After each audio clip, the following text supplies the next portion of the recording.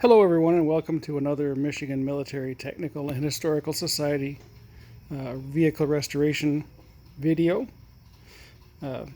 So you can see we continue on the our Model T project, and it's starting to take a little bit of shape here. Notice that there's the rear axle and the drive shaft are still absent because I'm still kind of mad at them and try not to work on things when they've irritated me, because you just end up breaking stuff. So those have kind of been. So I decided to kind of just move forward on some of these other projects and get myself motivated to tackle that rear end and drive shaft one more time. But so in the meantime, let's take a look here. What we got going on. We got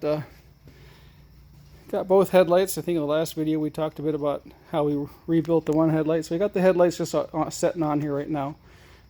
They have to go on after the fenders go on, so that they're just sort of sitting there at the moment just to keep them out of the way. But I think the biggest thing that you might notice is that we have a gas tank. So we had I was able to locate. So I have, this is a 1923 frame, so it had the. We'll spin over here for a second. A little turn there, make everybody air sick. So we had the oval gas tank on it, which we have sitting over here. But we're trying to replicate a 1917, so we should have the round tank. So I was able to locate a couple of straps for a round tank. They came with a tank, which was just a mess. It looked good on the outside, but it was just full of nesting material, and yeah, something was living in it, and it's just not worth messing around with. So I went on the old internet, went over to our friends over there at Snyder's and ordered up a nice shiny new fuel tank, because we're putting some money into this driveline, and the last thing I want to do is have a crusty old fuel tank and you end up making a mess and clogging up the fuel system. So fuel tank is on, straps are on. I started putting over here. I started on this side mounting the apron, or the skirt, or whatever you want to call it, and the running board. I've got those bolted down. They're not all tightened down yet, because there's gonna be a lot of stuff that has to still, the body mounts go up here, and right now I just sort of have everything kind of mocked into place. You'll notice over here that this apron is not here at the moment. We had the one sandblasted last year, and it's just got a whole slew of pinholes in it. So I had another one up in the rafters, so I pulled it down, and I took it up to George's today to have it blasted. So I took the front fenders up there, the radiator grill shell, and this skirt apron to see, and I'll figure out which one of the two is the best. But then we can start putting some of the front. We can get the fenders on it, get the grill shell on it. Just make it start looking more and more like a car. I'll walk over here. I got the radiator down out of the rafters, sitting over here. I was hoping to take it up to the radiator shop today, but they are not open on Fridays. So, and sadly, Fridays like the only day I actually have off on a regular basis, and so I'll probably have to take a day off of work and run this up there and have this radiator gone through. You can see on top here, if you can see it, it's been that's old school lead repair up here, lead solder. So it's been repaired in the past, in the distant past, based on the type of repair that was done. So we'll see what they say, and hopefully we can save this, because that is the radiator we're looking for. My understanding is that the reproduction ones don't have the right core, but we'll see. So hopefully it can be saved. So tonight I started working on the steering. So the car club guys are wondering why I wasn't up at the Coney Island tonight with the car. It's because I kind of got into the zone here and decided to take the steering column apart and clean it and get it painted. So we got there's the tube for the steering column, there's the quadrant for the throttle, and the spark advance. There's the springs that hold the levers in place. Here's a little piece that goes down on the frame. Everything looks pretty good. I've got the gearbox over there on the workbench. They're soaking in solvent so I can clean it up and put it back together. But everything looks pretty good. It should just be a clean paint and reassemble. I ordered there's a little felt bushing that goes in here. I ordered that this afternoon. Somewhere along the line, the Woodruff key for the Pitman arm, which is already on the car down here.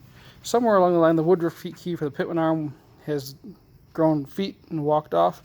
So I ordered one of those and a couple other small parts I need a couple wear items. So I'm hoping that, got some dirt here. Hoping that in a couple days when another box arrives from the auto parts people, that, by then all this paint will be dry and then I can put this all back together. Over here's the quadrant, the spark advance and the throttle quadrant levers. Got those cleaned up. Looks like they were chromed. I just threw some of this cast iron paint on them because once this thing is done, I'm doing it kind of like the Ford would have been done. When the military received the Ford, it was probably in the black paint, and then once they built the truck body, they most likely would then shoot it with the olive drab. So I'm doing everything on this car in the black, like it would have come from the factory. And then when we're done, we're going to do a good old school military paint job where everything gets fogged with olive drab. So all the stuff underneath is going to be the original black. The insides of the aprons, stuff like that will all be the factory black, and then everything on the outside will be olive drab. I'll probably do a little bit neater than it would have been done in 1917 by, Private Snuffy in the field, but we're also trying to kind of replicate what would have been done. So, so I just wanted to give you a quick update. I show you all the nice shiny new gas tank, and we actually got this early style coil box with the ignition switch off of Facebook Marketplace. It is complete, and I've got it mounted on there. I need to take that switch apart and go through it because it's not working correctly, but at least I have all the parts now. I was pricing out trying to build one. So actually over here, you may have seen in the earlier videos, we had this one that I picked up on there, but we don't have the switch or any of the guts or any of that stuff. So I was originally going to order all that, and it was getting to be expensive. And then this thing popped up on Marketplace, and let's see here. It's got, let's just set that anywhere. It's got all the stuff in it, the wood, all the contactors.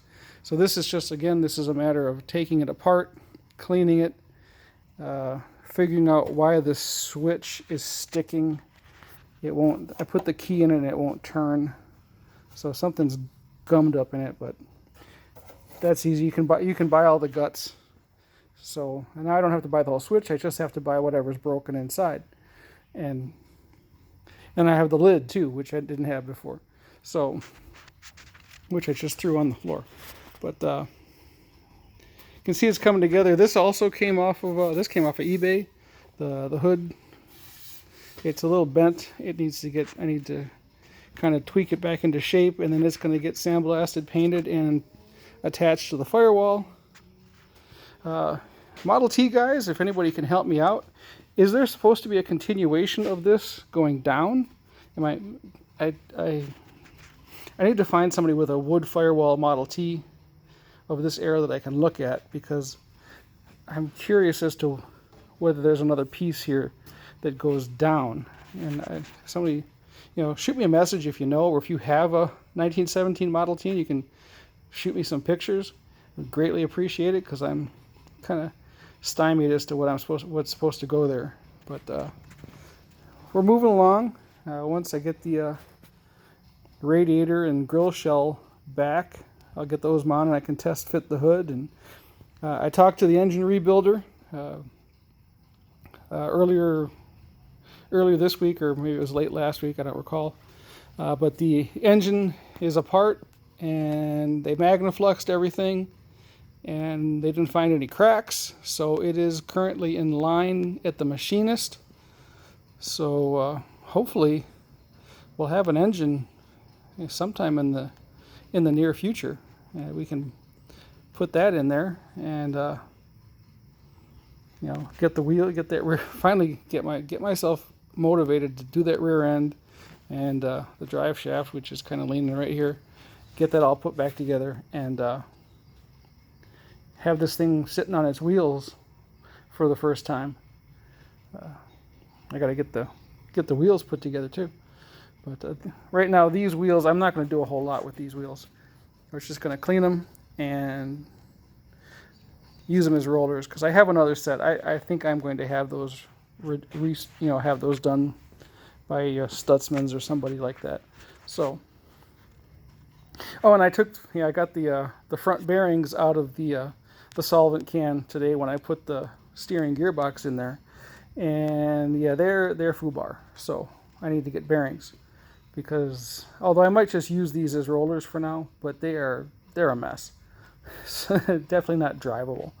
So they might just end up getting slapped on there just to make this thing roll, and then order a set of bearings when I do get the new wheels done. But we'll see.